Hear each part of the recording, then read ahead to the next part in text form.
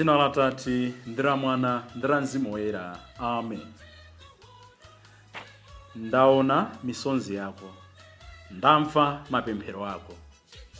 Dzulo Ambuye Yesu amatikodola kuti bwerani kwa ine inu nonse olema ndi otopa.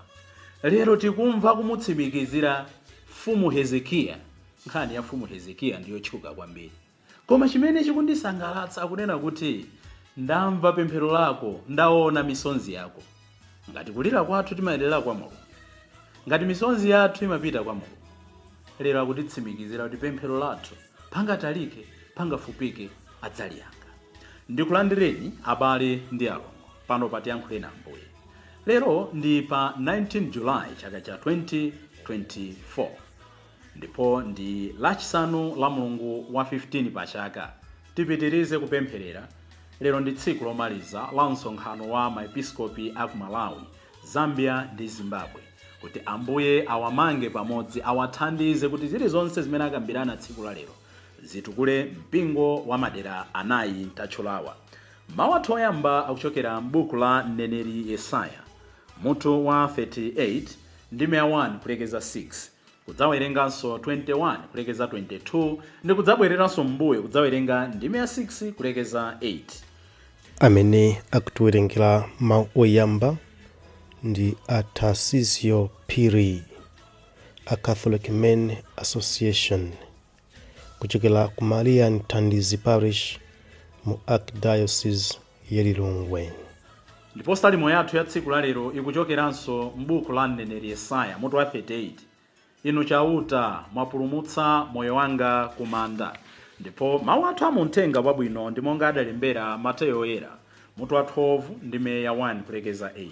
Amene akutiwerengera mawu amthenga wabwino komanso kutigawira mawu ndi Reverend Father Francis Damaseke, kuchokera ku Episcopal Conference of Malawi, ECM. Tiyeniso abale ndi alongo tisinkhesinkhe limodzi. Mawu oyamba.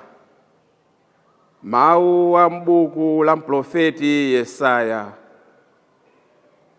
Nthawi imeneyo Mfumu Hezekiya adadwala, ndipo anali pafupi kufa.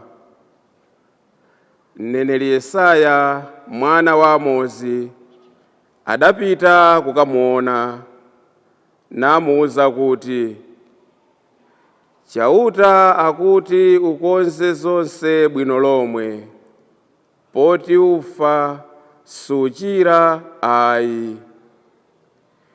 Pomwepo Hezekiya adatembenuka nayang'ana kukhoma, nayamba kupemphera kwa chauta kuti, inu chauta, mukumbukire kuti ndakhala ndikukutumikirani mokhulupirika ndi modzipereka, ndipo nthawi zonse ndinali kuchita zokukomerani. Atatero adayamba kulira ndi mtima wowawa.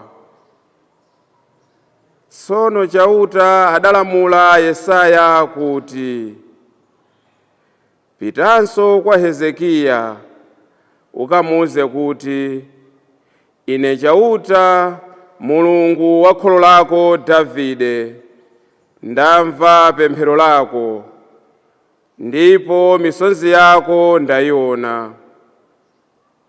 N'chifukwa chake ndidzakuonjezera zaka 15 pa moyo wako. Ndidzakupulumutsa iwe pamodzi ndi mzindawu kwa mfumu ya ku Asiriya, ndipo mzindawu ndidzawutchinjiriza. Pamenepo Yesaya adati, anthu atenge ntchintchi ya nkhuyu, ayimate pa chithupsa, ndipo Mfumu Hezekiya adzachira. Tsono Mfumu Hezekiya adafunsa kuti, kodi chizindikiro chake nchiyani chotsimikizira kuti ndidzapita ku nyumba ya chauta?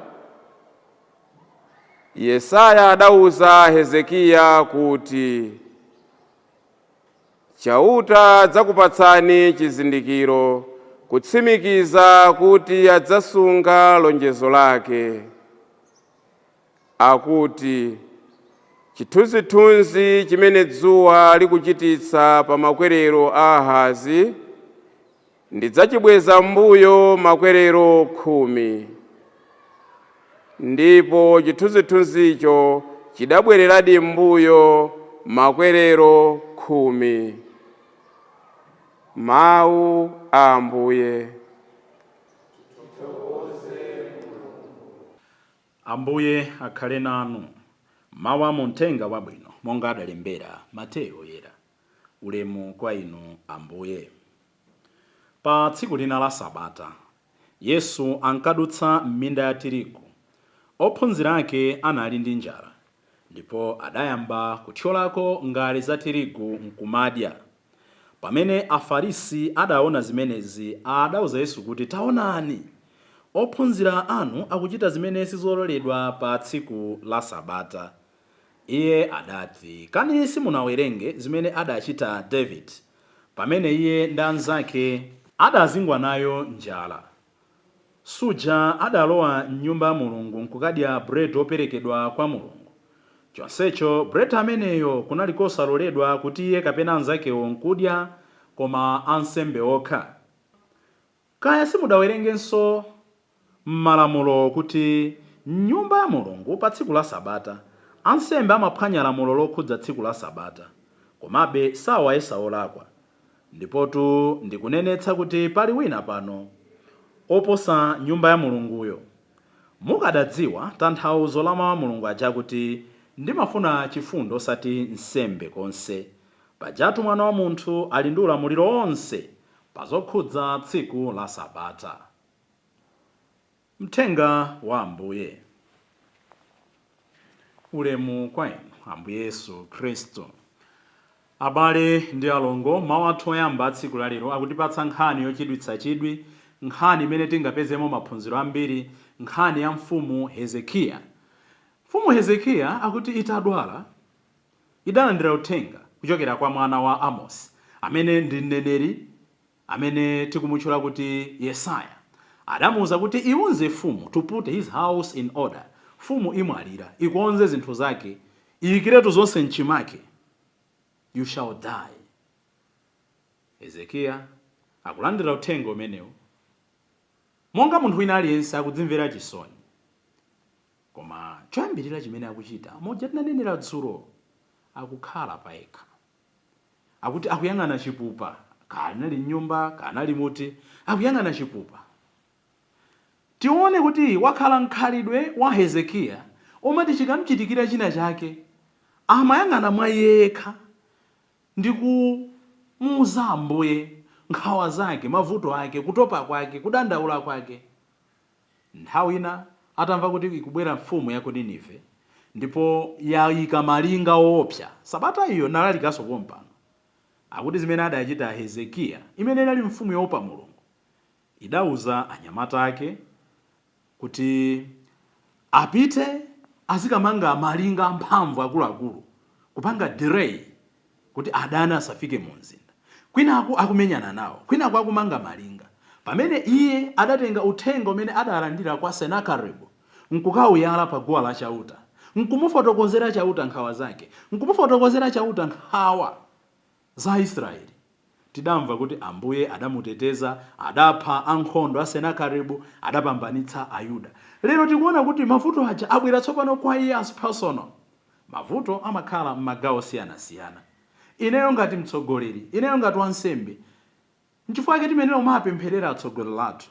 Much as they pray for us, nawonso ali ndi personal issues before their God. Chifukwa mpingo wathu umatipempha tsiku ndi tsiku. Mudzaone pa nsembe iliyonse timapempherera apapa. Pokhala munthu nayenso ali ndi mavuto ake. Timapempherera maepiskopi, nawonso ali ndi mavuto awo. Timapempherera ansembe, nawonso ali ndi mavuto. Kuti nawonso pamene tikwatikiza m'manja mwa chauta pamene akutsogolera mbumba ya Mulungu, nawonso muzosoweka zawo Mulungu aziwakhudza. Ndetaona kuti Hezekiya nthawi yayitali amapempherera, amathandiza, amatsogolera fuko la Israeli koma sizotanthauza kuti analibe mavuto. Ndipo taona kuti vuto lake atadwala ali pafupi kumwalira. Ansembe athu, asistere athu, mabishopu athu, atsogoleri athu, mashehe athu, azibusa athu, aliyense mafumu athu, ndi amene pa Chingerezi tingawatchule kuti wounded healers. Ndi anthu amene ali ndi mabala koma akuyenera kuti anyambite achiritse mabala anzawo. Kwa ife atsogoleri achipembedzo, Hezekiya kutipatsa chitsanzo. Mavuto athuwo akudzitsekera akuyang'ana chipupa akulirira kwa chauta. Ndichitireni chifundo Ambuye chauta. Kumbukirani ntchito zimene ndidachita, tisamale pamenepo. Chifukwa anthu ena amaganiza kuti kungochita ntchito zachifundo ndiye kuti Mulungu awachitira chifundo. Ayi. There should be good works rooted in faith. Otherwise, if our good works are only works of charity, tisiyana bwanji ndi non-governmental organizations. Chikhulupiriro chathu chizitipangitsa mitima yathu kufewa ndi kumachitira ena chifundo. Osangokhala munthu kuti ndimankana Mulungu ndizichita ntchito zachifundo. Ayi. Chikhulupiriro chathu chitithandize kupanga ntchito zathu zabwino. Ntchito zathu zabwino zitithandize kuzamitsa chikhulupiriro chathu. Hezekiya akugwada, Hezekiya akulira, Hezekiya akumkumbutsa Mulungu zabwino zimene wakhala akuchita. He was honest, he was sincere. Ukusikunali kubwekera kwa zimene iye amachita, koma akumkumbutsa Mulungu kuti ndidagwira ntchito mokhulupirika. Can I face myself? Not in boasting, koma nkunena kuti ine chauta ndayesetsa kupanga izi. Zinazo mukudziwa ndinu. Kodi ntchito zanga zabwino zimapanga outweigh kufoka kwanga? Dzimvere muntolo. Ndipo tamva kuti atalira atapereka nkhawa zake kwa chauta, chauta adamuza Amosi kuti chabwino ndamva kulira kwake. Malo moti afe ndi mchiritsa. Ndipo akupereka prescription ya mmene ziyendere. Koposaposa ndimonjezera zaka, ndimonjezera masiku ku moyo wake. So 15 more years were added. Anthu amene amadalira chauta, chifukwa cha ntchito zawo zabwino, chifukwa cha utumiki wawo wabwino, amalandira madalitso kuphatikiza moyo wapamwamba. Mukumbukira the centurion atapita kwa Ambuye Yesu kuti wantchito wake akudwala ali pafupi kumwalira. Asanamalize nkomwe ophunzira Ambuye Yesu komanso Ayuda ena ndi amene adanena kuti Ambuye muchitireni chifundo, munthu uyu ngwabwino adatimangira malo opembedzera. The centurion was a good person. God heard mapemphero ake chifukwa cha ubwino umene amachitira anthu ena. Dorika atamwalira akuti adamuchitira chifundo chifukwa cha mapemphero anthu ena amene amanena kuti mayi ngwabwino amatithandiza. Eno ndine sitidziwa mdalitso umene tili nawo lero, usembe umene ndidalandira lero. It could be chifukwa cha mapemphero anthu ena. It could be chifukwa cha chifundo chimene ndidawachitira anthu ena. Chifukwa dzulo lija timanena kuti every good work that we do, every work of mercy that we do towards others is a tip on our life. Ndipo chachikulukulu chimene timafuna tisinkhesinkhe tsiku la lero, atauzidwa Hezekiya kuti safa koma aonjezeredwa masiku 15, iye anafunsa chizindikiro, anapempha chizindikiro. Ndidziwira chani? Ndiye chauta akunena kuti chithunzithunzi uchiona chikutalika kusonyeza kuti iweyo waonjezeredwa mphamvu, iweyo waonjezeredwa zaka. It's very powerful. Anafuna a sign, tangible sign. Sikuti amakayikira chauta ayi, koma anafuna assurance. Abrahamu ndi uja chauta anapanga naye utawaleza kuti aziuona. Inu ndine chauta lero akutifunsa kuti tidziwira chani kapena iye adziwira chani kuti ife timankonda.